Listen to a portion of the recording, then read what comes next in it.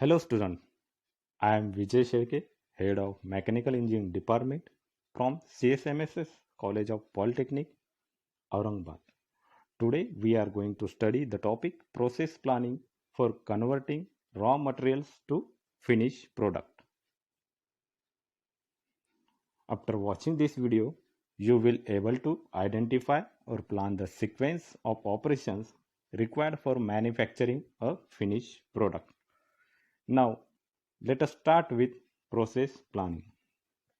Process planning is a systematic determination of methods by which product is manufactured economically and competitively. It is an intermediate stage between design and production. Process engineer plays a very important role in a process planning. Process engineer should have a knowledge of material, manufacturing process, design calculation and drawing. These are the basic steps involved in converting raw material to finished product. Now start with part print analysis. Now taking example of industry, manufacture and engine. As we know that engine consists of number of components for its final assembly. Let us consider engine requires 25 components for its final assembly. So process engineer takes inputs of these 25 components in the form of drawing from design department. These inputs are properly studied in a part print analysis. The next step is make or buy decision. It is not feasible or possible to manufacture all the components within industry because of material cost and manufacturing cost of component. By considering this aspect, industry decides to manufacture 18 parts within industry and 7 parts from other industry. This 7-part list and bill of material is given to the purchase department. The next step is selection of basic manufacturing process. As we know that basic manufacturing processes are casting, forging and molding. Process engineer takes a decision of manufacturing the components by using these processes. The next step is combined operation.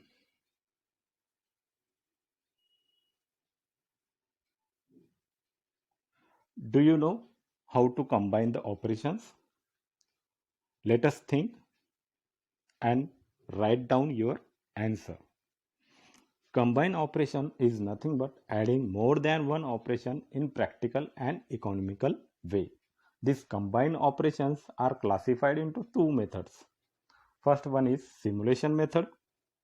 In this method involves performing two or more operations at the same time and in one setting of job without changing job setting.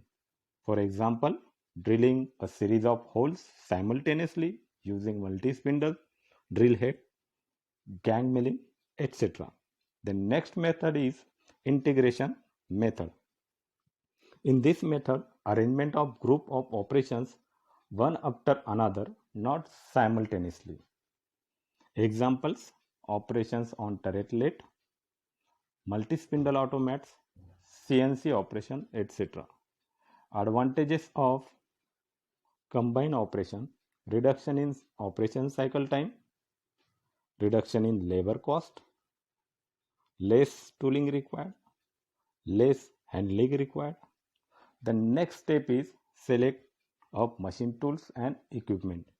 In this step, we have to select different machine tools and equipment which are necessary to manufacture the components. After that, the next step is inspection. As we know that inspection is nothing but checking the product whether it confirms the design specification. Do you know what are the different stages of inspection? Let us think and note down your answer. There are different stages of inspection.